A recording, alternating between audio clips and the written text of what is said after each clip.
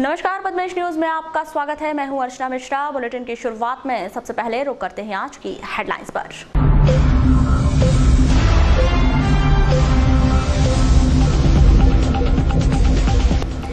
मुख्यमंत्री शिवराज सिंह चौहान की जन आशीर्वाद यात्रा को कांग्रेसियों ने बताया ढोंग। कहा, जन आशीर्वाद यात्रा की कांग्रेसी खोलेंगे पोल।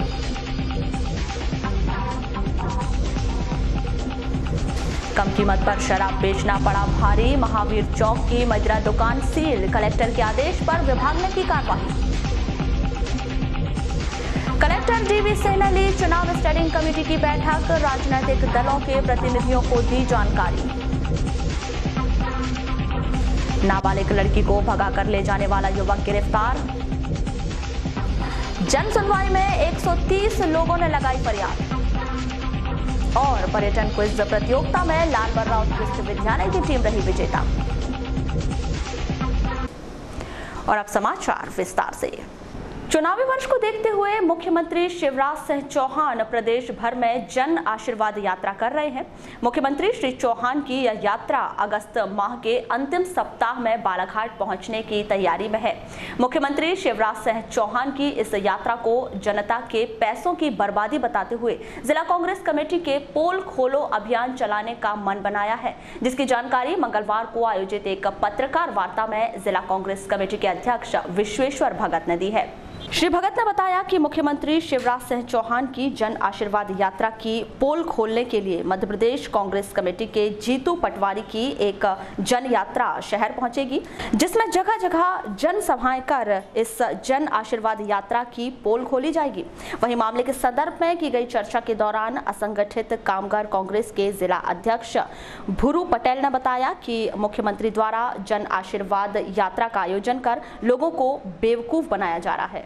जहाँ तक मध्य प्रदेश में शिवराज की जन आशीर्वाद यात्रा का सवाल है, ये तो मात्र लोगों को ठगने के अलावा शिवराज कुछ नहीं कर रहा है। नित नए रोज नए आश्वासन। बजट में पैसा नहीं है, बजट पास हो, अब कोई दोबारा बजट बनना नहीं है।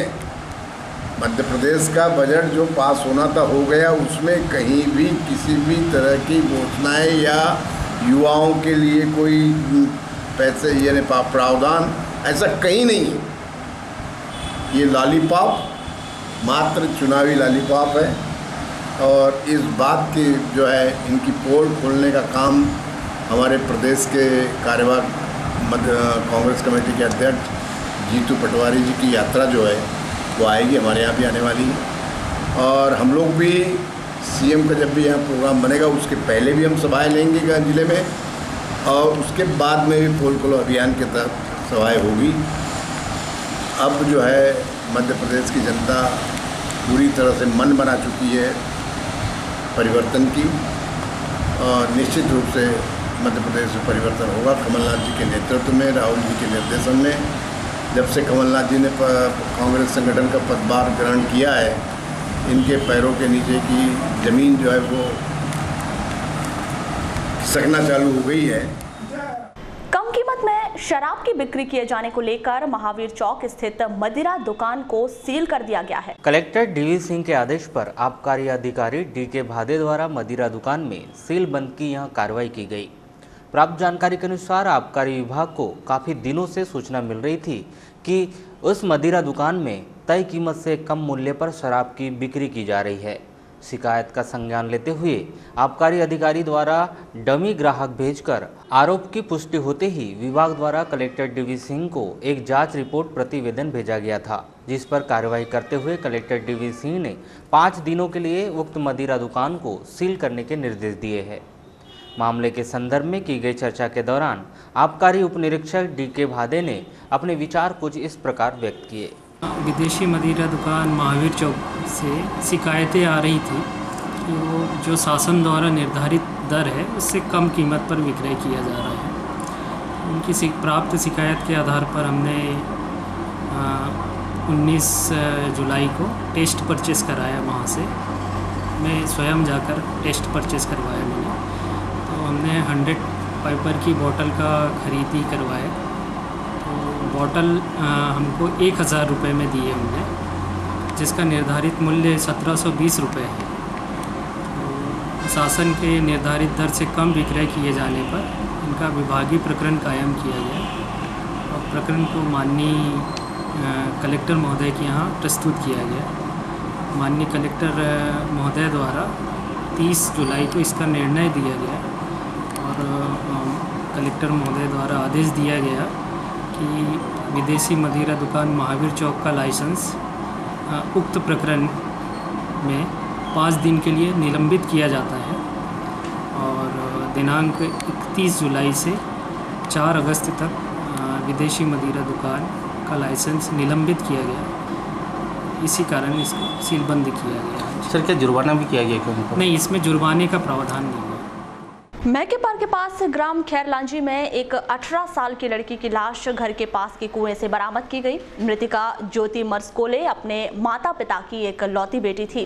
उसके भाई की पिछले साल एक डैम में डूबने से मौत हो गई थी। यह लड़की ज्योति पानी लेने कुएं गई थी लेकिन वापस नहीं लौटी। बाद में ज्योति की लाश कुएं से बरामद की गई। लामता पुलिस ने एक नाबालिग लड़की को बहला फुसला कर भगा ले जाने और उसके साथ दुराचार करने के आरोप में 26 वर्षीय युवक धर्मेंद्र नेवारे को गिरफ्तार कर लिया है। बुढ़िया गांव निवासी इस युवक को न्यायिक रिमांड पर जेल भिजवा दिया गया है। इस युवक ने पिछले वर्ष एक 17 वर्षीय लड़की को भगा कर ले गया था। 2 दिन पहले युवक धर्मेंद्र और नाबालिग लड़की को पुलिस ने गोंदिया से गिरफ्तार किया है। कलेक्टर और जिला निर्वाचन अधिकारी डीवी सिंह की अध्यक्षता में 31 जुलाई को चुनाव स्टैंडिंग कमेटी की बैठक हुई। इस बैठक में जिला भाजपा अध्यक्ष रमेश रंगलानी, कांग्रेस पदाधिकारी अजय मिश्रा, श्याम पंजवानी, बीएसपी के भारत मेश्राम और कम्युनिस्ट पार्टी के HR बिसेन सहित अनेक पार्टी प्रतिनिधि उपस्थित रहे। बैठक के दौरान कलेक्टर श्री सिंह के द्वारा निर्वाचन नामावली से संबंधित जानकारी दी गई। इसके लिए भी हमने आवेदन दिया है। ये भी हमने 8/6/2018 में दिया है। वो बड़े लंबी प्रक्रिया है और वो यहाँ से होता भी नहीं है। आपको पता है कि उस पर निर्णय सरकार लेती है। कैबिनेट का इशू है, यहाँ से आप किसी पार्टी को लेना नहीं।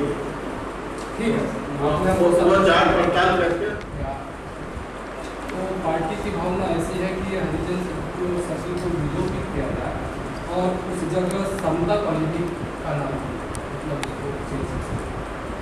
वो तो अब आपका नगरीय निकाय जब नाम बदलेगा तब भी उसको बदल पाएंगे। नगर पालिका से आप लेटर दे दीजिए। इस लेटर को इनको भेज दें नगरीय निकाय को। किसी भी समाज को जमीन से वंचित करने का अधिकार कलेक्टर को नहीं है। ये राष्ट्रीय पार्टी को दुनिया करने का शायद कहीं ना कहीं पड़ा शासन का है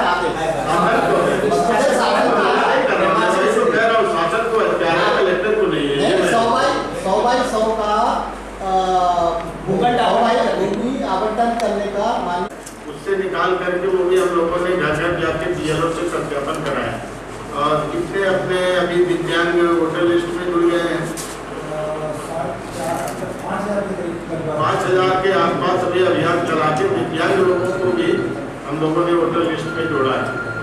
और इस बार यह है कि अगर आपके संज्ञान में आए कि किसी मतदान केंद्र के क्षेत्र में आपके 10, 15, 20, 25 इस तरह के दिव्यांग अगर हैं तो आप हमारे कार्यालय को बताएं। वहाँ पे हम कुछ व्हील चेयर या इस तरह की सुविधा भी मतदान के दौरान उपलब्ध कराएं। पंचायत के माध्यम से व्हील चेयर वगैरह की व्यवस्था करें ताकि उनको वहाँ अंदर जा करके वोट देने में कोई असुविधा न हो। और दिव्यांगों के लिए ये भी है कि उनको आउट ऑफ लाइन जाना है। जो आपकी वोटर्स की मतदान के दिन जो मतदाताओं की कतार लगी हुई है उसमें दिव्यांग आदमी को शामिल नहीं होना है, चाहे महिला हो चाहे पुरुष हो, उसको अलग से लाइन से बाहर जाके सबसे पहले। आगामी विधानसभा चुनाव को देखते हुए निर्वाचक नामावली का प्रारूप प्रकाशन आज सभी मतदान केंद्रों पे किया गया है। उसी के संदर्भ में आज हमने सभी राष्ट्रीय और राज्य स्तरीय जो मान्यता प्राप्त राजनीतिक दल हैं उनकी बैठक बुलाई थी और उन सभी को हमने जो निर्वाचक नामावली का ड्राफ्ट है वो आज हमने उनको उपलब्ध कराया है सभी राजनीतिक दलों को। इसके अलावा आपका जनवरी से लेकर जुलाई तक जो अलग अलग तरह की पूरक सूचियां बनी हैं, जिसमें मृत लोगों के नाम हटाए गए हैं या पात्र लोगों के नाम जोड़े गए हैं, संशोधन हुए हैं, उसकी भी सॉफ्ट कापी और हार्ड कापी सभी राजनीतिक दलों को आज दी गई है। इसके अलावा जो भारत निर्वाचन आयोग ने मतदान केंद्रों की सूची अनुमोदित की है, उसका सेट भी आज हमने दिया है। हमने सबको बताया है कि आज सभी मतदान केंद्रों पे वोटर लिस्ट का पब्लिकेशन हुआ है और ये अगले आपके 20 अगस्त तक इसमें दावे आपत्ति लिए जाएंगे और उसके बाद उसकी जांच करके BLO अपनी रिपोर्ट जो है वो रजिस्ट्रीकरण अधिकारी को देंगे और रजिस्ट्रीकरण अधिकारी उस पर अपना निर्णय लेंगे। उसको शामिल करते हुए अंतिम मतदाता सूची तैयार होगी, जिसका अंतिम प्रकाशन सितंबर में किया जाना है। उसी के आधार पर अगले विधानसभा चुनाव होंगे। तो इसके बारे में सबको बताने के लिए और वोटर लिस्ट देने के लिए आज ये बैठक बुलाई गई थी। हर मंगलवार की तरह इस मंगलवार को भी कलेक्टर कार्यालय में जन सुनवाई का आयोजन किया गया। आयोजित इस जन सुनवाई में 130 आवेदनों पर सुनवाई करते हुए जिला अधिकारियों ने संबंधित विभाग के अधिकारियों को नागरिकों की समस्याओं का त्वरित निराकरण करने के निर्देश दिए। मंगलवार को आयोजित इस जन सुनवाई में ग्राम पंचायत सारद के कुछ ग्रामीणों ने प्रधानमंत्री आवास योजना के तहत बनाए जा रहे मकान में अनियमितता बरतने का आरोप लगाया है। साथ ही हितग्राही द्वारा आवंटित जगह में मकान न बनाकर ढोर फोड़ी की शासकीय भूमि में आवास का निर्माण कराए जाने की शिकायत की है। मामले के संदर्भ में की गई चर्चा के दौरान सारद सरपंच प्रतिनिधि आशाराम मानेश्वर ने बताया कि ग्राम पंचायत सारद में 57 हितग्राहियों को प्रधानमंत्री आवास योजना के तहत मकान बनाए जा रहे हैं, लेकिन एक हितग्राही आवंटित जगह में मकान न बनाकर शासकीय भूमि में मकान का निर्माण करा रहा है। मेरा नाम आशाराम मानेश्वर, गाँव सारद जी। क्या समस्या को लेकर आए ग्रामीण? हमारे मतलब यहाँ ग्राम पंचायत में 57 मकान जो आए थे PM आवास के, सभी को मकान दिया गया और सभी का मकान बनना चालू है। और विशेषकर जो पगाड़े जो है उनके जीरो टेकिंग हमने मतलब उनके ज़मीन पे किया था और वहाँ लेआउट भी दिया गया था और वहाँ न बनाते हुए वो शासकीय भूमि पर मकान बना। ऐसे नहीं कहीं और जगह पे उन लोग अवैध कब्जा कर रहे हैं। हाँ। तो इसकी शिकायत लेके आप लोग आए हैं? हाँ। क्या बोले अधिकारी लोग? अधिकारी ने तो कुछ नहीं बोला, शिकायत वो उन्होंने बोल दिया। तो अच्छा, गांव वालों ने मना नहीं किए कि भैया आपके जहाँ पे मैंने गांव वाले के सलाह से हम व्यवस्था के लिए बुलवाए थे पटवारी साहब को बुलवाने के बाद उसने पंचनामा बनाए। गांव के पटेल साहब भी थे, सभी लोग थे। पंचनामा बनवा के उसके मतलब उनने अपनी कार्रवाई किया पटवारी साहब ने। उसके बाद में वहीं सारद पटेल टोला निवासी गांव के कोटवार राजेश उइके ने बताया कि मामले की कई बार शिकायत की जा चुकी है, लेकिन उक्त हितग्राही पर कोई भी प्रशासनिक कार्रवाई नहीं की जा रही है। ये इसलिए है सर अपन की विशेष सर पगाड़े जो है इसने मकान प्रधानमंत्री आवास योजना के अंतर्गत आया है। तो पंचायत वालों ने इनका लेआउट इनके खेत में दिया था, तो खेत में दिया इन्होंने लेआउट और पैसा निकाले हैं इन्होंने कहाँ पर, जहाँ पर हमारे गांव के जानवर मर जाते हैं तो वहाँ पर उसको यानी गड़ाने की बोलो या जैसे ढोर फोड़ी जी, तो वहाँ पर ये यानी वो मकान में तैयार कर रहा है। तो ये जो अधिकारी लोग जो है जो निरीक्षण पे आते हैं, मकान जो बनाते हैं, उनको जो राशि देते हैं, इन लोग क्या कर रहे हैं? उन लोग को टैगिंग वगैरह हुई होगी, तो सर वो क्या कर रहे हैं? पंचायत वालों ने वहाँ का एक इनकी किस्त निकाल दिया और उसने निर्माण कार्य चालू कर दिया है। तो ये तो पंचायत का मामला है कि आपने कहाँ का लेआउट दिया और कहाँ पर मकान बना रहा है, इसको कोई ये कर सकते हैं। पंचायत प्रधानमंत्री वाले जो आवास जो बनते हैं तो उसमें भी लेआउट टेकिंग होती है, तो वहाँ के जो आते हैं जो टेकिंग करने के लिए सचिव वगैरह जो भी है XYZ, तो उन लोगों ने भी तो ध्यान देना चाहिए। उन लोग क्या कर रहे हैं? ये वो इंजीनियर पर है ना सर। इसी तरह सड़क, बिजली, नालियों का निर्माण व अन्य समस्याओं का निराकरण किए जाने की मांग को लेकर वार्ड नंबर 2 के नागरिकों ने कलेक्टर कार्यालय में ज्ञापन सौंपा।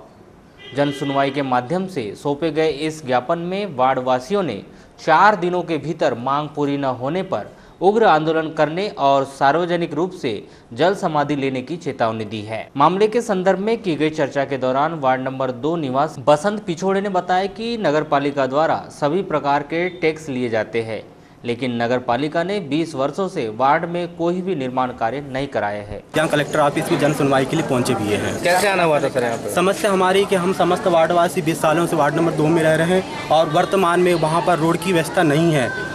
इस कारण हम लोग जन सुनवाई में 2 बार आ चुके हैं, मगर शासन प्रशासन कोई ध्यान नहीं दे रहा है। इसलिए हम यहाँ पे शासन को एक बार और चेताने आए कि अगर हमारी मांग पूरी नहीं होती तो हम समस्त वार्डवासी वहाँ पर एकजुट होकर उग्र आंदोलन करेंगे और उग्र आंदोलन करने के बाद में हम जल समाधि भी लेने के लिए उतारू हो जाएंगे। भूख हड़ताल वगैरह भी करने की भूख हड़ताल भी करेंगे, हम लोग हड़ताल भी करेंगे और उसके बाद में मांग हम जल समाधि आंदोलन होगा। कितने दिन का अल्टीमेट दे रहे हैं आप? ये 4 दिन के अंदर हमारी बात नहीं मानी जाती तो हम समस्त वार्डवासी एकजुट होकर वहाँ पे उग्र आंदोलन करने के लिए तैयार हो जाएंगे। ये बताइए, आप लोग बार बार शिकायत भी कर रहे हैं, सड़क दी जाए सड़क दी जाए, अभी तक आप लोग की सड़क? हमने शासन प्रशासन को बार बार चेताया, मगर शासन प्रशासन ने आज तक कोई भी शासन प्रशासन के व्यक्ति सूद लेने नहीं आया है और नगर पालिका प्रशासन के द्वारा पूरे प्रकार का टैक्स ले लिया जा रहा है और किसी प्रकार की वार्डवासी को मूलभूत सुविधा नहीं मिल रही है। बहुत बड़ी दुख की बात है। ये कैसा प्रजातंत्र है ये समझ में नहीं आ रहा है। ये प्रजातंत्र है कि या किसी प्रकार का अंग्रेजों का कूटनीति वाला शासन है। ये बहुत बड़ा प्रशासन के ऊपर प्रश्न चिन्ह है। 20 सालों से वार्डवासी रह रहे हैं मगर किसी प्रकार की व्यवस्था नहीं दी जा रही है। इसी तरह ग्राम पंचायत समनापुर से जन सुनवाई में पहुंचे ग्रामीणों ने गांव के सचिव पर शासकीय राशि का गबन किए जाने का आरोप लगाते हुए मामले की जांच किए जाने की मांग की है। मामले के संदर्भ में की गई चर्चा के दौरान ग्रामीणों ने बताया कि गांव के सचिव मदन लाल धावड़े ने नल जल योजना, कांजी हाउस और मकान टैक्स की राशि ग्रामीणों से वसूल कर रहे हैं, लेकिन उस शासकीय राशि को बैंक में जमा नहीं करा रहे हैं। लाल बसे ने कहाँ से आए आप? समना। क्यों आए थे यहाँ पे आज? ये कंप्लेंट करने। क्या कंप्लेंट? जल प्लस कांजी हाउस मकान टैक्स की राशि को बैंक में जमा नहीं करते हुए सचिव पूरा दुरुपयोग कर रहा है। रसीद काटता है, सबसे पैसे लेता है, खा जाता है, बैंक में पैसा जमा नहीं करते। उस राशि को जमा होगा तो कुछ रोड बनेगी, कुछ नाली बनेगी, कुछ कार्य होगा, उसको खा जाते हैं। तो कैसे जानकारी लगी आपको कि पैसे? पंचायत में जाते हैं, जानकारी लेते रहते हैं, बोले जमा कर देंगे, आज करेंगे, कल करेंगे, जमा नहीं करते। मैं बताऊँ, मेरा नाम है रंजीत बनोटे, समनापुर रेलवे, ग्राम पंचायत समनापुर से। क्या है, हमारे मित्र इन्होंने आज जानकारी दिया कि जो समनापुर में सचिव है मदन लाल धावड़े, तो वो क्या करते हैं, मकान का टैक्स और नालियों का टैक्स और जितने प्रकार के क्या बोलते हैं नल, उनका जो पैसे लेते हैं और कांजी उसका पैसे लेते हैं, उनकी रसीद बराबर सबको दी जाती है, लेकिन वो रसीद पंचायत में जमा भी नहीं है और उसका कोई लेखा जोखा बिल्कुल नहीं है। लगभग 2 लाख रुपए की राशि का गबन सचिव के द्वारा किया जा चुका है। तो इसकी जांच होना चाहिए और सचिव के ऊपर कार्रवाई भी होना चाहिए ताकि कोई सचिव ऐसी गलती ना कर सके। तो शिकायत की है क्या आपने? बिल्कुल, आज जनसुनवाई में दी है। मंगलवार को आयोजित जन सुनवाई में किरनापुर क्षेत्र के ग्राम पानगांव के हाई स्कूल में शिक्षक नहीं होने की शिकायत थी। साथ ही तत्काल शिक्षकों की पदस्थापना की मांग की गई है। अपना 2 साल हो गया हाई स्कूल का निर्माण, हाई स्कूल चालू है, जिसमें हाई स्कूल की बिल्डिंग भी बन चुकी है। अभी तक के नियमित शिक्षक एक भी नहीं पहुँचे हैं।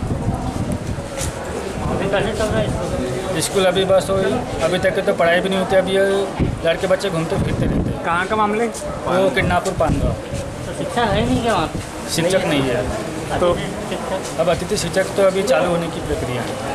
तो अभी फिर पढ़ाई वहाँ पर किस तरह? हाँ, बच्चे बस अपने जाते स्कूल घर वापस आ जाते हैं। पहले होती थी पढ़ाई? पहले भी नहीं होती थी। तो इसकी शिकायत पहले कभी किए? हाँ, पहले भी कर चुके हैं, पिछले साल।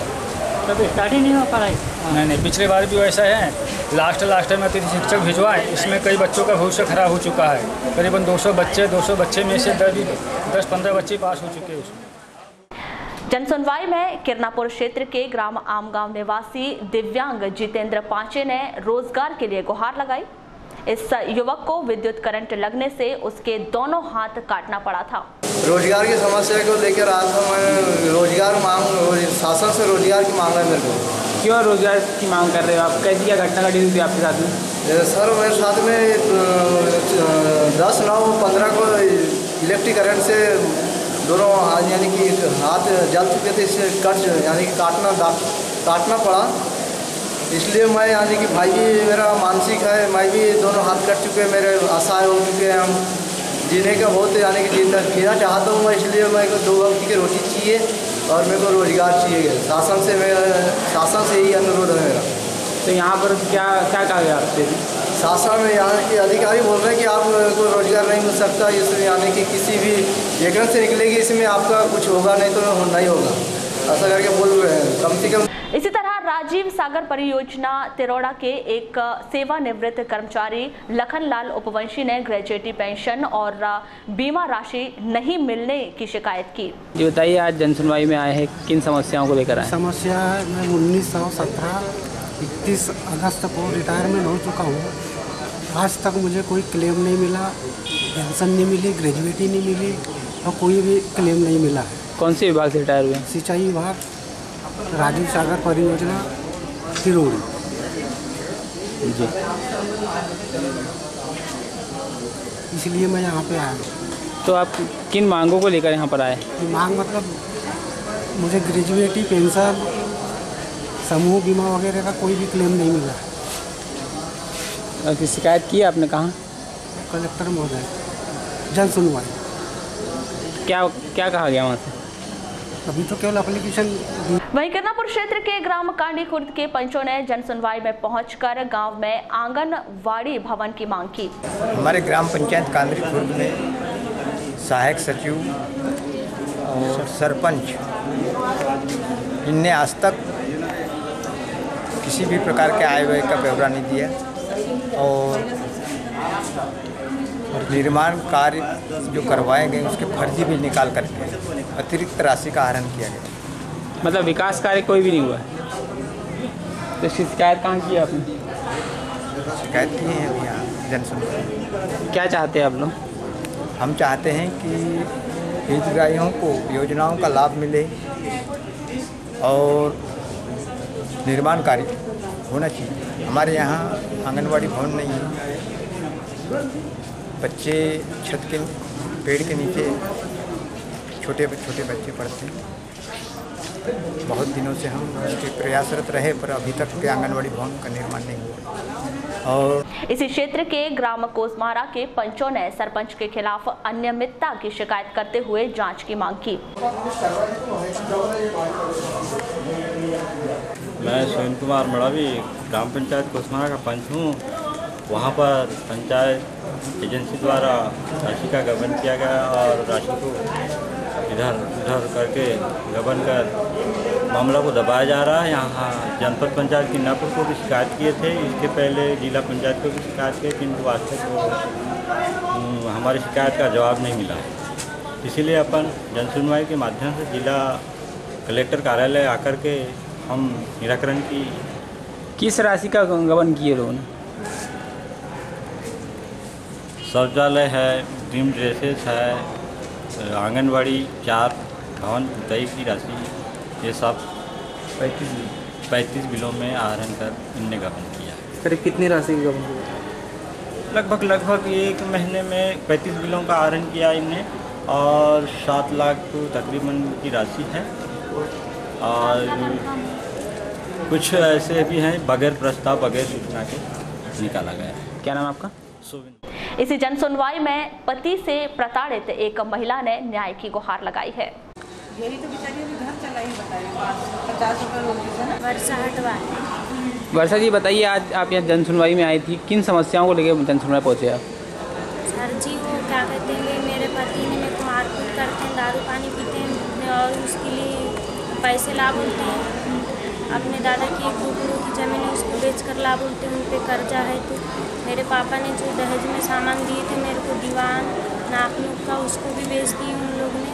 और ऊपर से मेरा इलाज पानी भी नहीं कराते जब मैं उसके घर में भर्ती, यानी घर में थी। ससुराल में जब मैं को मारपीट भी किए 2016 में मारपीट किए, मैं बेहोश हो गई थी तो मेरे को उनने भर्ती नहीं किए।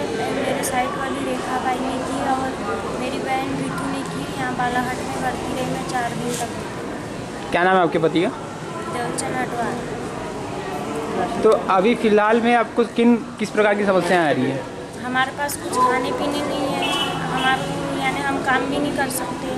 मेरी तबीयत भी ख़राब रही थी, ऊपर से 5-6 महीना चाहिए मैं काम में भी नहीं जा सकती। कुछ नहीं, हमारा राशन कार्ड भी नहीं है और ये मेरे दादा को पेंशन वगैरह कुछ भी नहीं मिलता। तो राशन कार्ड बनाने के लिए यहाँ आवेदन दिया आपने? हाँ दिए थे, उसको सरपंच को बोले थे गाँव का 3000 रुपये दो करके बोला था। कौन है सरपंच? ऋषिकेश कनौज। कौन सी पंचायत है? 12। ये वर्षा नाम की लड़की है जो शादीशुदा है, लेकिन इसके जो पति है वो कहीं कमाने हैदराबाद वगैरह चला गया और वो नशा वगैरह करता है और वो 5 महीने की प्रेग्नेंट भी है। ऐसी कंडीशन में उसको छोड़ के चला गया, लेकिन जो महिला है वो निराश्रित है, उसके माता पिता दोनों ही नहीं है और दादा जो है वो भी अंधे हैं, ना ही उनको पेंशन मिलती, ना इनके पास राशन कार्ड है।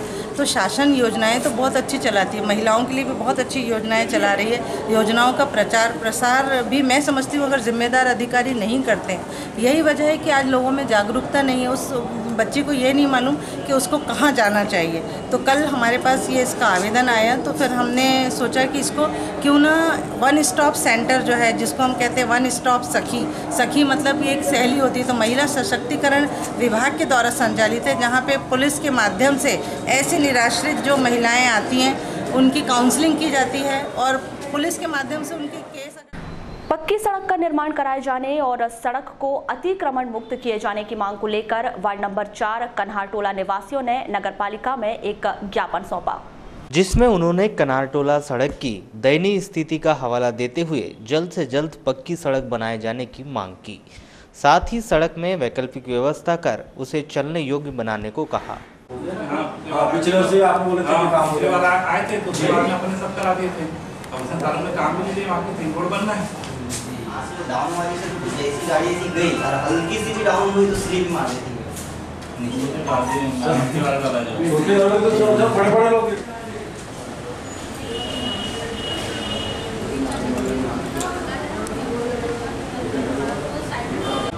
मैं सेल्फ जितेंद्र बघेले भैया बताइए कन्हारटोले से सर से मिले, उनसे शिकायत की कि वहाँ पे अवैध निर्माण भी हो रहा है।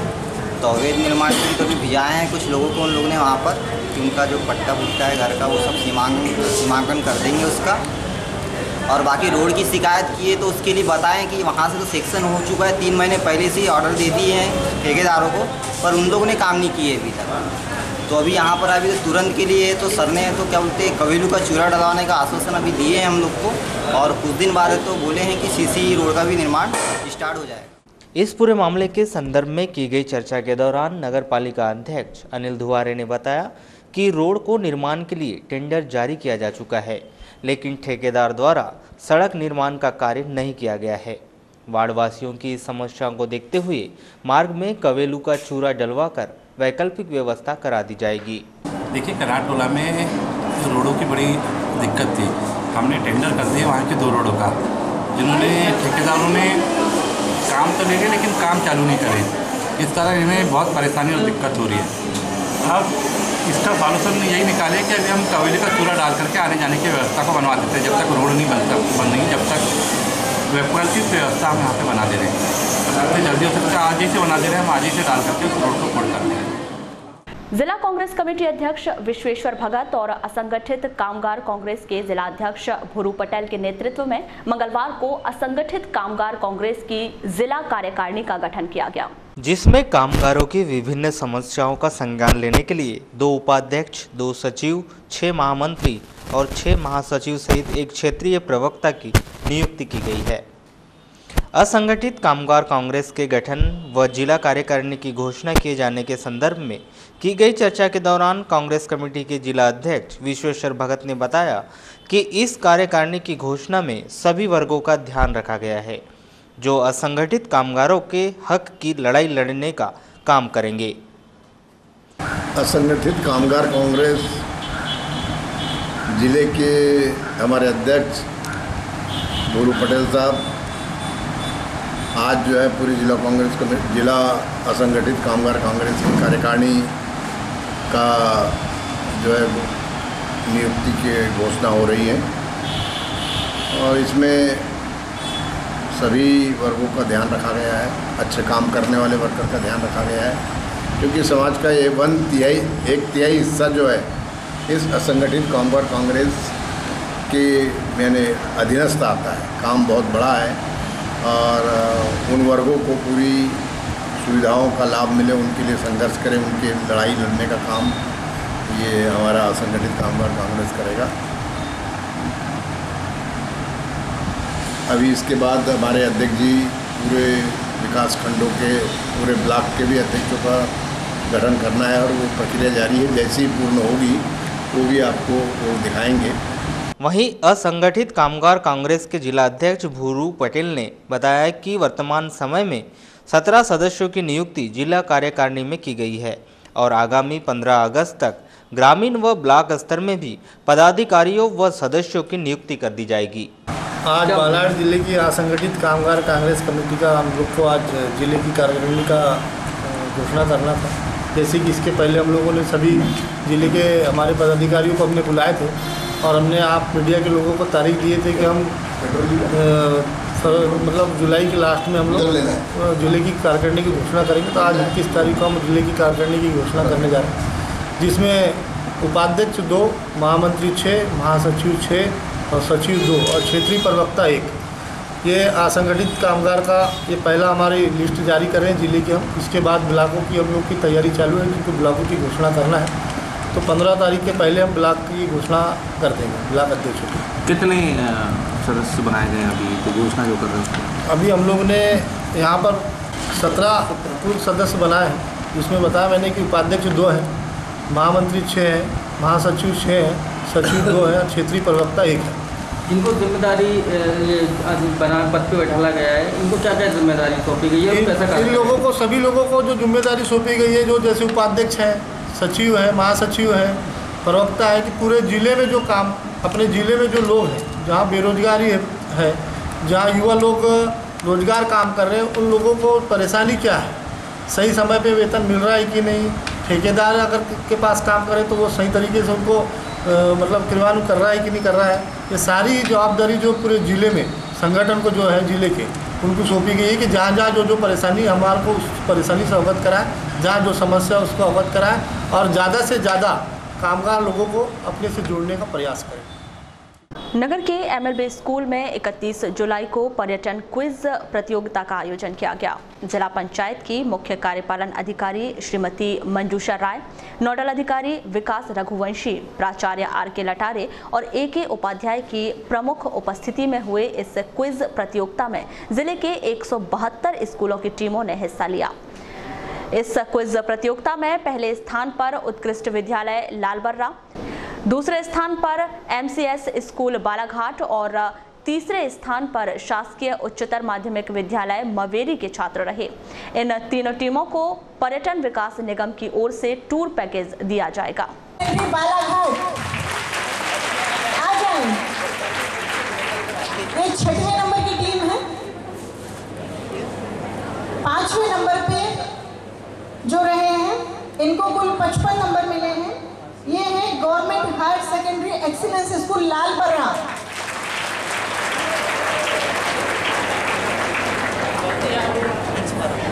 चौथे नंबर पर टीम है एकलव्य आदर्श आवासीय विद्यालय उकवा, इनको 56 मार्क्स मिले।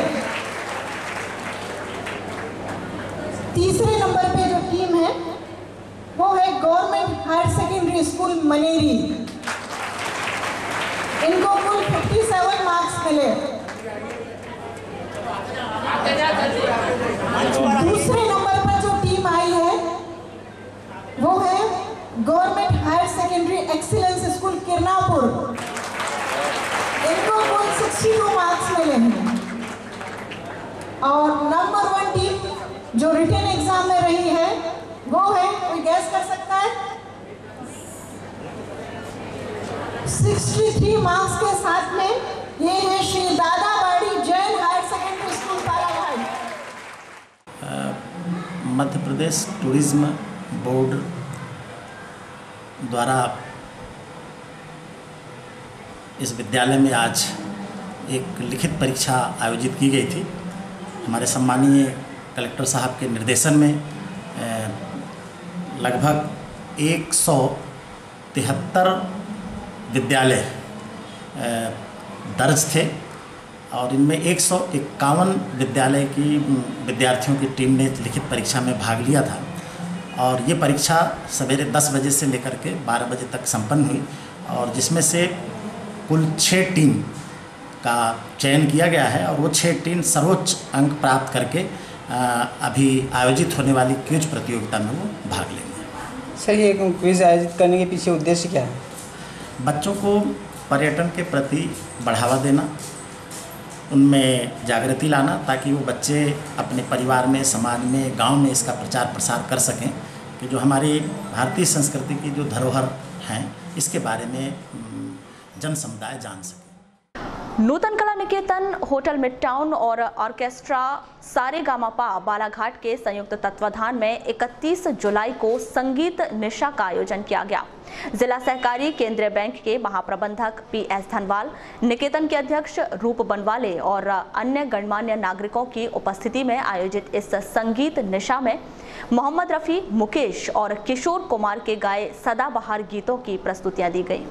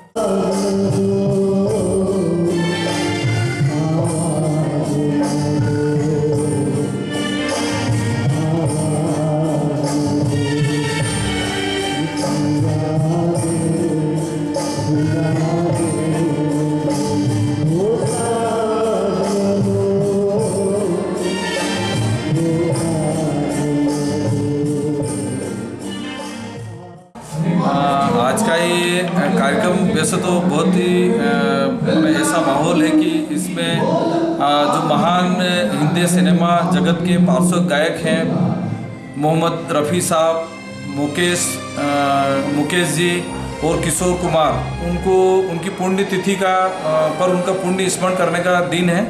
मैंने इन महान गायकों में से जो ख्यात गायक हैं मोहम्मद रफ़ी, उनका यहाँ पर गीत गाकर उनको मेरे हृदय से सत सत नमन किया है, उनको श्रद्धांजलि अर्पित की है। और इस अवसर पर मैं केवल इतना ही कहना चाहूँगा कि जो नूतन कला निकेतन बालाघाट के द्वारा जो अपनी सांस्कृतिक परंपराओं को पल्लवित और पोषित किया जा रहा है, इस तरीके की गतिविधि, इस तरीके के कार्यक्रम आयोजित करके वो निश्चित ही प्रशंसनीय है। मैं हृदय से उनकी तारीफ करना चाहूँगा, उनका शुक्रिया भी अदा करना चाहूँगा। उन्होंने इस कार्यक्रम में मुझे यहाँ पर आमंत्रित कर जो सम्मान दिया, उसके लिए मैं हृदय से उनका बहुत बहुत आभार व्यक्त करना चाहूँगा। ये स्वर्गीय मोहम्मद रफ़ी, स्वर्गीय किशोर कुमार जी और स्वर्गीय मुकेश जी की याद में उनकी पुण्यतिथि पर उनको श्रद्धांजलि देने के लिए हमने आयोजित किया है। ये इस आयोजन में हम उनके गाए हुए वे जाने अनजाने गीत और जो बहुत पुराने गीत हैं उसको हमारे बालाघाट जिले के विभिन्न कलाकार जिन्हें हमने यहाँ आमंत्रित किया था, जिन्होंने हम 1 महीने तक लगातार उन्होंने प्रैक्टिस करके जो लोग सफल हुए ऑडिशन में, वे लोग आज अपने यहाँ पे उनके गानों को गा रहे हैं, गाने को प्रस्तुत कर रहे हैं। इसमें मिस्टर PS धनवाल हमारे मुख्य अतिथि हैं। इस समारोह के अध्यक्ष माननीय श्री पुलिस अधीक्षक जय देवांगन जी हैं। स्पेशल गेस्ट में हमारे श्री इरशाद वली साहब हैं जो हमारे यहाँ के DIG हैं, और मिस्टर जो एक स्पेशल गेस्ट में मिस्टर देवा प्रसाद जी हैं जो DFO हैं साउथ में। ये सब हमारे गेस्ट हैं। और हम क्या चाहते हैं कि हमारे ज़िले की जो प्रतिभाएं हैं सुदूर पूर्व में है, वे एक मंच पर आए। जितने ऑर्केस्ट्रा बालाघाट में चल रहे हैं वो एक बैहर क्षेत्र के ग्राम झारा में एक मोटरसाइकिल बेकाबू होकर फिसलने से 2 युवक घायल हो गए। दोनों घायलों महेश धुर्वे और सुखदेव धुर्वे को जिला अस्पताल में भर्ती किया गया है। जानकारी के अनुसार ये दोनों एक ही परिवार के हैं और रिश्तेदारी में ग्राम लगमा से बाइक पर सलखट गए हुए थे। वहां से लौटते समय बाइक फिसलने से दोनों घायल हो गए। दोनों को जिला अस्पताल में भर्ती किया गया है।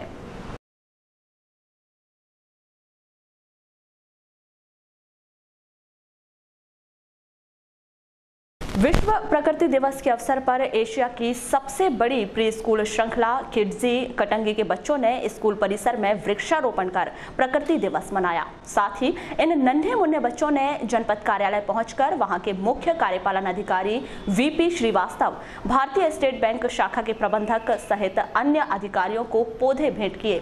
इस मौके पर इन बच्चों ने अपने माथे पर हरे रंग का बेल्ट बांधे हुए था, जिसमें प्रकृति का संदेश देने वाली पत्तियां लगी हुई थी।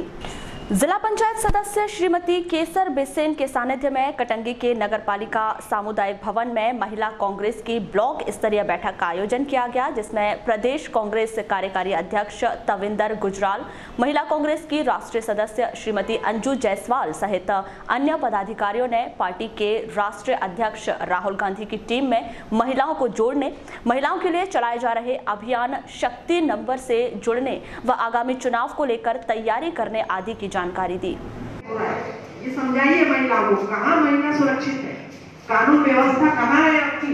मध्य प्रदेश में चरमरा गई है कानून व्यवस्था।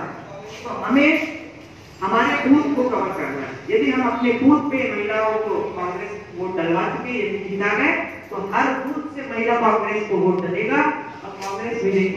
ये ध्यान में रखिए, हमें किसी की बातों में नहीं आना है, सिर्फ अपने अपने बूथ पे कवर करना है। अगली बार जब भी हम रास्ते पे चलकर ही हम लोग आगे बढ़ रहे हैं और हम चाहते हैं आगामी पीढ़ी भी जो है वो आप लोगों से सीखे और सिद्धांतों की राजनीति हो। जो आज हम देख रहे हैं जिस तरह पतन हो रहा है चरित्र का। पहले हमने कई बार कोशिश की कि दिग्विजय सिंह जी को कि साहब आप कह तो दीजिए कि बिजली दे देंगे, बोले नहीं। छत्तीसगढ़ बना है और पूरी जो विद्युत उत्पादन वाली इकाइयां वहां चली गई हैं। जो हम दे नहीं सकते वो हम बोलेंगे नहीं। उन्होंने कहा था कि हम अगले 3 वर्षों में बिजली दे पाएंगे, परंतु उमा भारती ने आगे कहा मैं 100 दिन के अंदर सब कुछ दे दूंगी, जैसे कि कोई अलादीन का चिराग हो। सच बोलने वालों को उसने भंडाढार बोल दिया, जबकि सत्य वही था। और दिग्विजय सिंह जी ने यह भी कहा था कि सड़कें बनेंगी लेकिन टाइम लगेगा, राशि आएगी, टेंडर होंगे, सब होगा, कार्य योजना तैयार है, लेकिन समय लगेगा। मेहनत कर रहे हैं, देख रहे हैं आप सबको नमन करते हुए आप ही लोगों के दम पे हम लोग आगे बढ़ रहे हैं। आपके सिद्धांतों के, आपके बताए हुए रास्ते पे चलकर ही हम लोग आगे बढ़ रहे हैं और हम चाहते हैं आगामी पीढ़ी भी जो है वो आप लोगों से सीखे और सिद्धांतों की राजनीति हो। जो आज हम देख रहे हैं जिस तरह पतन हो रहा है चरित्र का। पहले हमने कई बार कोशिश की कि दिग्विजय सिंह जी को कि साहब आप कह तो दीजिए कि बिजली दे देंगे, बोले नहीं। छत्तीसगढ़ बना है और पूरी जो विद्युत उत्पादन वाली इकाइयां वहां चली गई हैं। जो हम दे नहीं सकते वो हम बोलेंगे नहीं। उन्होंने कहा था कि हम अगले 3 वर्षों में बिजली दे पाएंगे, परंतु उमा भारती ने आगे कहा मैं 100 दिन के अंदर सब कुछ दे दूंगी, जैसे कि कोई अलादीन का चिराग हो। सच बोलने वालों को उसने भंडाढार बोल दिया, जबकि सत्य वही था। और दिग्विजय सिंह जी ने यह भी कहा था कि सड़कें बनेंगी लेकिन टाइम लगेगा, राशि आएगी, टेंडर होंगे, सब होगा, कार्य योजना तैयार है, लेकिन समय लगेगा। आज अपन देख शासन चल रहा है, जो गुंडे मवालियों को आगे बढ़ाया गया है, कानून ठप है, कानून व्यवस्था ठप है। सबसे पहले महिलाओं की सुरक्षा होनी चाहिए, बच्चों की सुरक्षा होनी चाहिए जो हमारे कुपोषण का शिकार हो रहे हैं। तो इस व्यवस्था के खिलाफ हमारी लड़ाई है, जो हमें जीने का अधिकार दे, जो हमें सुरक्षा का अधिकार दे। हम ऐसी सरकार लाना चाहते हैं, अपने हाथों को मजबूत करेंगे, कांग्रेस के हाथ को मजबूत करेंगे। आपने कहा कि भाजपा जो है झूठ बोल रही है, हाँ। और दूसरी बात ये कही कि आपकी जो मतदाता वर्ग है ये पढ़ा लिखा नहीं है, तो फिर भाजपा के खिलाफ आप उन तक ये बात कैसे पहुंचाएंगे भाजपा झूठ बोल रही है? आप ये कैसे समझते हैं कि जो स्कूल में पढ़ा नहीं है उसके पास दिमाग नहीं होता, वो बूढ़ा है। एक होता है पढ़ा, एक होता है बूढ़ा। तो जो ज्यादा बूढ़ा है, जो दिन भर सूर्य की किरण से आने से लेकर रात सोने तक की मेहनत मशक्कत कर रहे हैं, उनके हाथ कुछ नहीं लग रहा, ठगे से महसूस कर रहे हैं। सब चीज में टैक्स दे दो, सुरक्षा शौचालय में टैक्स दे दो, वेटिंग रूम में बैठी हो, ट्रेन लेट हो गई सरकार की तो उसमें टैक्स दे दो, हर चीज में टैक्स टैक्स टैक्स दे दो तो गला घोटे पड़ गई ये सरकार। तो ये क्या, जो अनपढ़ है वो भी टैक्स दे रहा है, पढ़ा लिखा भी टैक्स दे रहा है। तो हमारे बीच की जो महिलाएं पढ़ लिख गई हैं, जो हमारी शिक्षा की क्रांति हम लोग लेके आए थे सन 2000 से लेकर, आप देख लीजिए कि कांग्रेस के कार्यकाल में जितने स्कूलों की स्थापना हुई है, आज हम देख रहे हैं जो आपको गांव-गांव में बच्चा पढ़ा दिख रहा है ना, मैट्रिकुलेट दिख रहा है और कॉलेज तक की पहुंच गया है, ये कांग्रेस की देन है। कांग्रेस ने हर किलोमीटर पे प्राथमिक शाला, हर 3 किलोमीटर पे माध्यमिक शाला, हर 5 किलोमीटर पे हाई स्कूल डाला था। इसके रहते आज बच्चे पढ़ रहे हैं और आज हम मोबाइल लिए घूम रहे हैं और आज संचार क्रांति से जुड़े हैं। और ये संचार क्रांति भी, मोबाइल भी कांग्रेस की देन है कि हम कदम ताल कर पा रहे हैं विश्व के साथ। तो ये सारी चीजें हैं, बच्चे जागरूक हैं। मैं गांव देहात में भी जाती हूँ, सब बच्चे जागरूक हैं, सब इंटरनेट से जुड़े हुए हैं और सब देख रहे हैं कि क्या तमाशा इस सरकार में हो रहा है, कथनी कुछ और करनी कुछ। जीएसटी कांग्रेस लाती है तो ये विरोध करते हैं, आधार कार्ड कांग्रेस लाती है तो ये विरोध करते हैं और उन्हीं नीतियों का पालन ये स्वयं करते हैं, यू टर्न ले लेते हैं, फिर कहते हैं। लालबर्रा से लगभग 10 किलोमीटर दूर ग्राम पंचायत खमरिया में मुर्दा मवेशी चीरफाड़ के लिए शासन द्वारा भूमि आवंटित की गई थी, जिस पर कुछ लोगों ने अवैध कब्जा कर उस भूमि में कृषि कार्य आरंभ कर दिया है, जिसके चलते गांव में मृत होने वाले मवेशियों को चीरने फाड़ने के लिए चर्मकार समाज के समक्ष भारी परेशानी पैदा हो गई है। उस भूमि पर अवैध कब्जे से नाराज चर्मकारों और अन्य ग्रामीणों ने उस भूमि से अवैध कब्जा हटाए जाने की मांग की है। साथ ही मांग पूरी न होने पर मृत मवेशी को छीलने का कार्य बंद करने और चक्का जाम कर आंदोलन कर विरोध करने की चेतावनी दी है। टेमरे ग्राम खमरिया, हमारे गांव के गरीब और बेसहाय चमार समाज के जो व्यक्ति हैं, उन लोगों को हमारे गांव के सरपंच पति द्वारा प्रताड़ित किया जा रहा है। जो ये लोग मवेशी चीरफाड़ करने के लिए जो इनको शासन के द्वारा जो ज़मीन आवंटित की गई है, आप लोगों ने कोई प्रयास नहीं किया फिर? मतलब हम लोगों को प्रयास करने का समय अभी ही आया है, हम लोग प्रयास कर रहे हैं। हम लोगों की सोच है कि इनकी जो ज़मीन है इनको दी जाए। खमरिया के सरपंच महोदय द्वारा इनको ऐसा बोला जा रहा है कि ये ज़मीन को छोड़ करके हम आपको दूसरी ज़मीन आवंटित कर देते हैं। तो हम लोगों की भी यानी सोच है और मेंटलिटी यह है कि हमारे गांव का शमशान घाट, हमारे गांव का चीर घर, एक मुर्दा चीर घर और समझो या मुर्दा जलाने की जो जगह होती है या मुर्दा यानी बोले तो पशु चीर घर, उसको जो यानी काटने पीटने के लिए जो जगह दी गई है उसको आप अगर हटाना चाहते हो तो शमशान घाट को भी हटाइए। मैं टेक्चर खरोले बोल रहा हूँ। क्या करते हो आप? मजदूरी। मजदूरी कौन समाज से हो? चमार जो समाज से हूँ मैं। तो मवेशी गांव के मवासी जो है मरते हैं तो मैं छिलता छालता हूँ। सब कितने सालों से चीर रहे हैं आप? कम से कम अपने जानता हूँ, जब से पहले से छिलते आ रहा हूँ। अच्छा, मतलब पुराने आपका पूरे आजापुर जैसे जो छिलते आ रहे हैं। जब कहाँ छिलते थे आप? भाई अभी तक जो था इधर उधर छिल लेते थे, खुली जगह रहती थी। अभी जो वातावरण बदल गया उस दिन से यहाँ पे छिलते जा रहा हूँ मैं। यहाँ 2 साल हो गया खेती करते जो आ रहे थे 4 लोग, 2 लोगों ने 2 साल हो गया छोड़ दिए हैं। फिर मैंने कहा ये 2 लोग नहीं छोड़ रहे थे तो एक मुआसी मरा गाँव का, माने वो है पंच धनराज गोंड हुई के, उसके यहाँ का मैं मुआसी लाया, यहाँ 2-3 पवे दारू पिलाया, वो खेत में मर गया था अचानक। उसको भी यहाँ लेके आया तो यहाँ पे नागर फांदा था फागू और जग्गू ने हैं। तो मैंने कहा ये बाबा, मैंने कहा नागर छोड़ यार, ये ज़मीन हमारी है। तो वो बोलने लगा कि नहीं अतिक्रमण है मेरी। तो मैंने कहा तेरी अतिक्रमण कहीं होगी यार, मेरे बाप दादा की जैसे चल रही है ये ज़मीन, मैं उस पर क्या गर्व नहीं करूँ तो किस पे करूँ? छोड़ रहा है क्या नागर तूने? तो वो छोड़ के आया, उधर से आया उसके भाई लोग सब लड़के वड़के टंगिया उंगिया ऐसा डंडे वंडे लेके हैं। मेरे भाई लोग समाज आ गए यहाँ पे, उस समय जानवर चिल रहे थे, कुछ गाँव की जनता थी और उनके सामने हैं। तो फिर वो ये मैंने कहा उस दिन से ज्ञान राम भारती को बोला, मैंने कहा जानवर नहीं चलते रहे बाबा मेरे। सरपंच ने धमकी दे दिया कि तुरंत गाड़ी बुलवाऊंगा, आपको बुक करा दूंगा खरोले। क्या के दुश्मन ले रहे हो, कुछ कमा रहे तो। राधेलाल गाते, सरपंच प्रतिनिधि ग्राम पंचायत खमरिया। ये जो आरोप आज चर्मकार समाज के लोगों के द्वारा और कृषकों के द्वारा लगाए जा रहे हैं कि आपके सगे भाई और कुछ अन्य लोगों के द्वारा शासन की जो भूमि आवंटित की गई है चर्मकार समाज को पशु चीरने फाड़ने के लिए, उस जगह पे कब्जा करके खेती की जारी करके, तो तो क्या कार्रवाई हो रही है इस पर?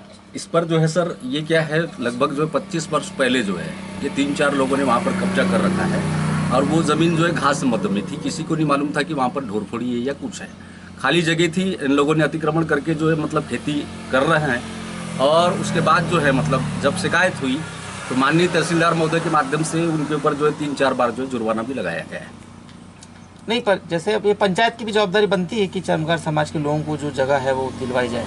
तो क्या होता है सर, इन लोगों ने जो सीमांकन के लिए तहसीलदार महोदय को लिखा, पिछले सेशन में जो है मतलब आरआई और पटवारी के माध्यम से जो है उनका जो है रकबा वहाँ से जो नाप करके दिया गया कि फलाना खसरा नंबर इतना में जो है आपका रकबा है। और उसके बाद फिर क्या होता है, पहले ये लोग जो है बाहर जानवर फोड़ते थे और उसके बाद जैसे सीमांकन हुआ वो जगह जो है मतलब जो अतिक्रमणधारी थे उन्होंने जो जहाँ परा लगाया था उनके खेतों में जाकर के ये लोग जो ढोर फोड़ने का काम कर रहे हैं। लालबर्रा सहित अन्य आसपास के क्षेत्रों में पिछले 15 दिनों से जोरदार बारिश नहीं हुई है, जिसके चलते क्षेत्र के किसान काफी परेशान हैं। बारिश न होने के चलते परहा लगाने का कार्य लगभग बंद सा हो गया है। वहीं साधन वाले किसान जुगाड़ कर परहा लगाने का कार्य कर रहे हैं।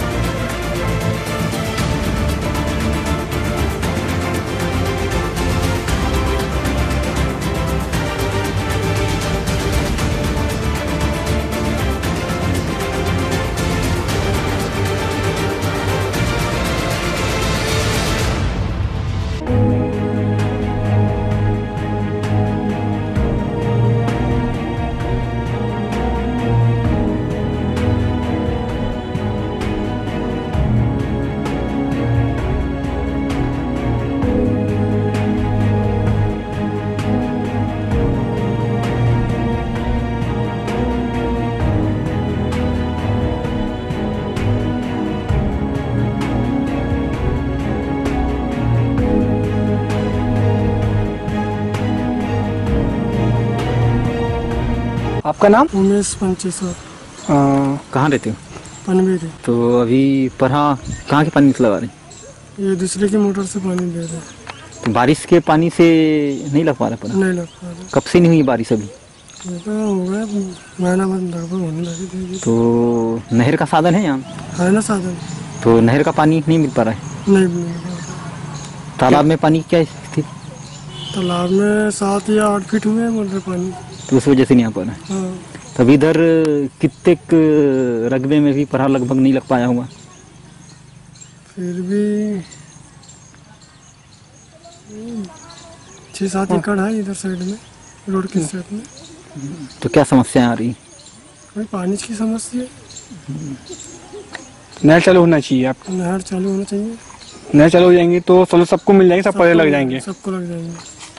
अभी बहुत लोग का परहा है अभी तो आजू बाजू पूरे। कितने लोग होंगे आपके हिसाब से? कितने लोगों का परहा बचा होगा? इन्हें कई लोगों ने लगा भी दिए परहा यहाँ पे। कई ने लगा दिए, कई का है अभी रुक गया पार। लालबर्रा क्षेत्र के ग्राम पंचायत पांडरवानी में मंगलवार को 12 लाख रुपए की लागत से 1 लाख लीटर पानी क्षमता की टंकी निर्माण की नींव रखी गई। यहां सरपंच अनीस खान की उपस्थिति में भूमि पूजन किया गया। यहां एक कॉम्प्लेक्स बनाने की भी योजना है जिसमें 30 से 35 दुकानें होंगी। इस अवसर पर पूर्व जनपद सदस्य शैलेश केकती और उप सरपंच अरविंद पाठक सभी अनेक ग्रामीण उपस्थित रहे।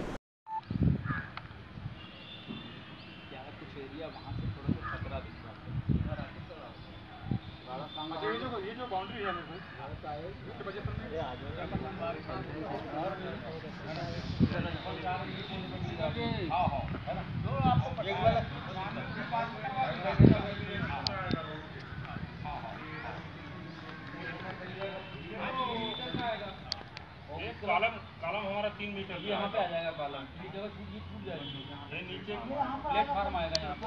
कॉलम यहाँ है।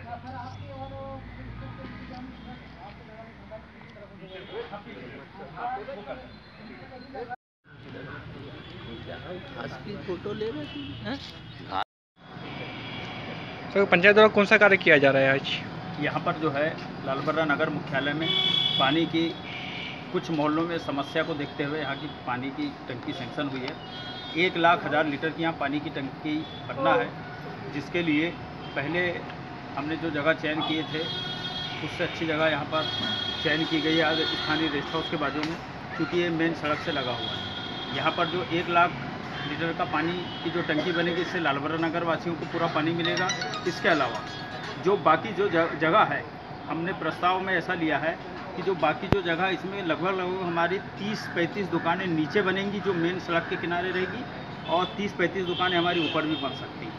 इसके लिए अब हम लोग आगामी पहल करने जा रहे हैं कि पानी की टंकी के साथ साथ यहाँ पर मार्केट का भी निर्माण हो। इससे हमारे लालबर्रा क्षेत्र के जो बेरोजगार लोग हैं उन लोगों को रोजगार मिलेगा, और लालबर्रा के लिए एक अच्छी बात होगी कि यहाँ पर एक पानी की टंकी के साथ साथ एक कॉम्प्लेक्स का निर्माण होगा। इस हेतु जैसा PHE विभाग को हमें एक पत्र प्राप्त हुआ था, उसके आधार पर माननीय मंत्री श्री गौरीशंकर जी बिसेन जी द्वारा मौखिक हमें बोला गया कि पानी की टंकी का यहाँ निर्माण करना है, जगह का अच्छा चयन करके इनके दीजिए।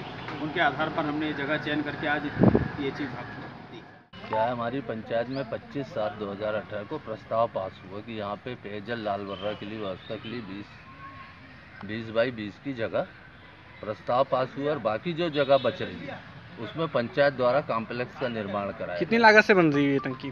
ये टंकी बन रही होगी, अब टंकी का लागत मुझे नहीं मालूम। बाकी टंकी के लिए प्रस्तावित जगह थी हमारी पंचायत द्वारा ये प्रस्ताव, क्योंकि हमारी पंचायत के अधीन में जगह आती है। पानी टंकी के अलावा जो जगह बचेगी वो हमारे द्वारा बेरोजगारों के लिए देने के लिए कॉम्प्लेक्स बनाया जा रहा है। यहाँ मुझे बताया गया कि पांडरवानी ग्राम पंचायत के हमारे युवा सरपंच भाई अनीस खान द्वारा कि ये जो जगह विगत कई वर्षों से यहाँ पर खाली पड़ी थी, जो पंचायत क्षेत्र में आती है, और यहाँ पर पानी की टंकी का निर्माण किया जा रहा है PHE द्वारा। और जो सामने जो बची जो ज़मीन है, चूँकि ये पूर्व में राजमार्ग 26 अपना और अभी वर्तमान में नेशनल हाईवे रोड हो गया है, उसके किनारे है। तो विगत कई वर्षों से लगातार हमारे जो कर व्यापारी बंधुओं द्वारा जो बेचारे कई वर्षों से अतिक्रमण कर अपना व्यवसाय लालबर्रा में संचालित कर रहे हैं, और समय समय पर जो हमारे प्रशासनिक अमला द्वारा उन्हें अतिक्रमण के नाम से बेघर कर दिया जाता है, उनकी दुकान को हटाया जाता है। तो हम सरपंच महोदय से मांग किए थे कि उन्हें एक स्थायी रूप से पंचायत द्वारा यहाँ पर उन्हें दुकान आवंटित की जाए। इस संदर्भ में मुझे बताया गया सरपंच द्वारा कि यहाँ पर टंकी के साथ साथ एक शॉपिंग कॉम्प्लेक्स का भी निर्माण होगा, और उसमें ये जो हमारे जो बेरोजगार भाई हैं जो अतिक्रमण में अपना व्यवसाय कई वर्षों से कर रहे हैं, और कई लोग करते करते हट चुके हैं, प्रशासन द्वारा उन्हें हटा दिया गया है, और जो अतिक्रमण में बेचारा अपना व्यवसाय कर रहे हैं, जो हमेशा यानी डरे हुए रहते हैं, उनको ये व्यवसाय मिलेगा तो निश्चित ही हमारे लिए सौभाग्य। वारासिवनी क्षेत्र के ग्राम बुदबुदा में 31 जुलाई को नेत्र शिविर का आयोजन किया गया। भाजपा नेता संजय सिंह मसानी के सौजन्य से आयोजित इस नेत्र शिविर में अनेक ग्रामीणों की आंखों की जांच कर उन्हें दवा दी गई। साथ ही ऑपरेशन के लिए पाए जाने वाले रोगियों का मुफ्त ऑपरेशन कराए जाने की भी बात कही गई। गाँव में जाके अगर आपको मैं पूरे कम पैसे में अगर लड़के देने के काम करूँ तो कैसा करेगा? सब लोग बेटा सब पानी कम पीते हो, इससे आगे चलते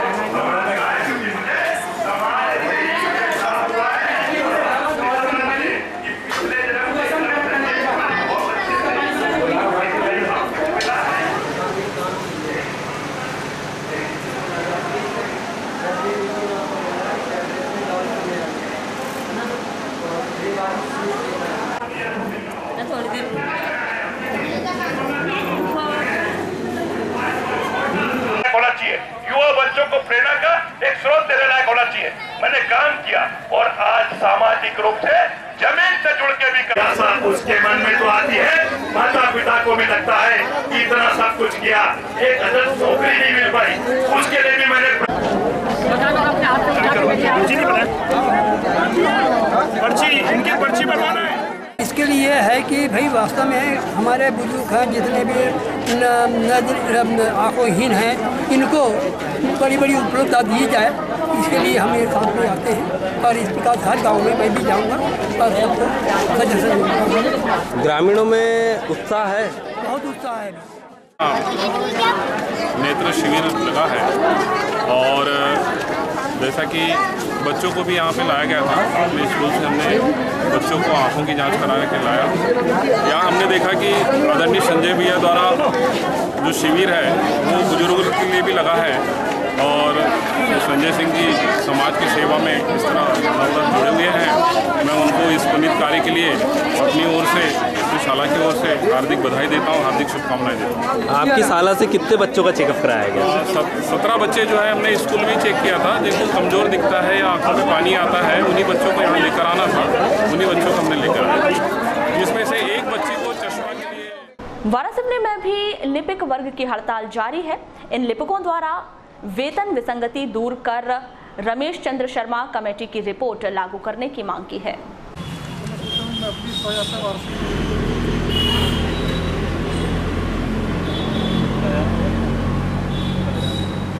लेके रहेंगे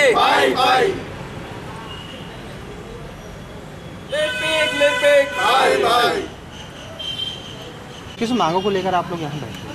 हम लोग अपनी वेतन विसंगति की मांग को लेकर हड़ताल पर बैठे हैं। कब से बैठे हैं?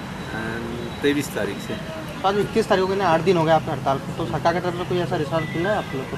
सरकार की ओर से भी हमारी बीच में वार्ता हुई है, तो आज सरकार ने हमारे संगठन को बुलाया है 4 बजे।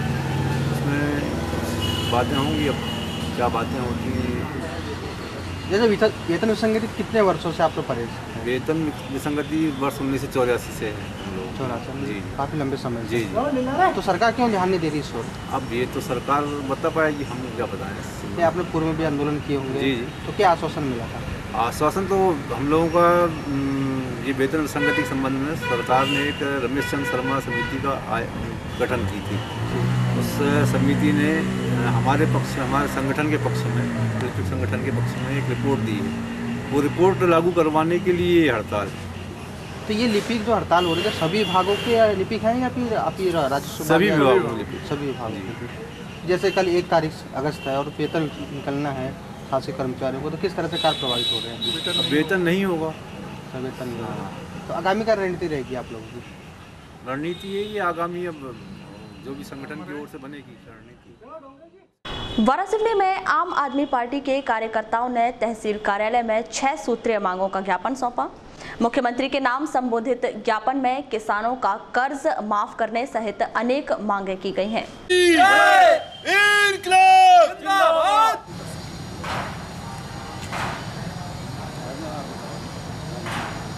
मैं भीमसेन ठाकरे हूँ, वारासिवनी विधानसभा का सचिव हूँ।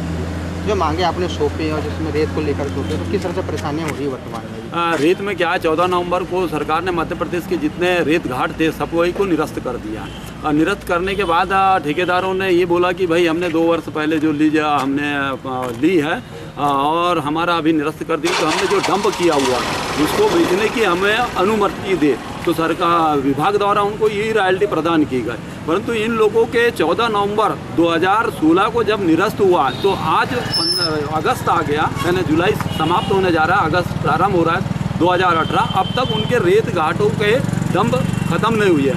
ये लोग क्या कर रहे हैं कि ये रॉयल्टी तो चल रही है, मगर जो इनके जो डंपर जा रहे हैं वो बिना रॉयल्टी के जा रहे हैं। हर एक रॉयल्टी पे 4-5 डंपर इनके निकलते जा रहे हैं। इस प्रकार से रेत की कालाबाजारी हो रही है वारासिवनी से, और नदी से रेत निकाल के। आज अभी प्रधानमंत्री आवास योजना के अंतर्गत निःशुल्क राशि सरकार तो दे रही है, मगर रेत के ठेकेदार उन लोगों को लूट ले रहे हैं। मैं दीपक रामडाले, विधानसभा संगठन प्रभारी वारासिवनी खैलन क्षेत्र। किस मांगों को लेकर ज्ञापन?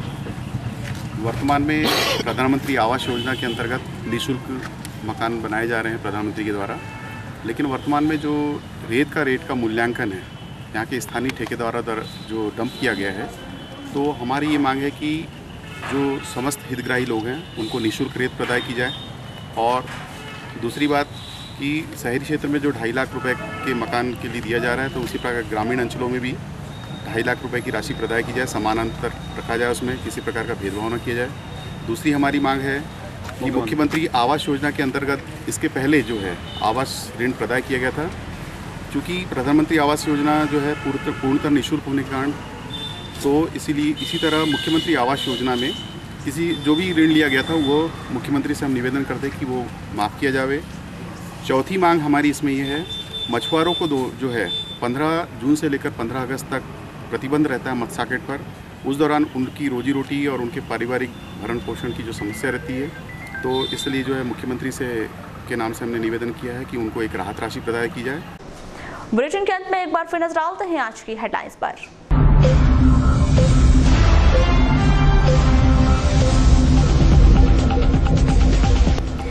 मुख्यमंत्री शिवराज सिंह चौहान की जन आशीर्वाद यात्रा को कांग्रेसियों ने बताया ढोंग। कहा, जन आशीर्वाद यात्रा की कांग्रेसी खोलेंगे पोल।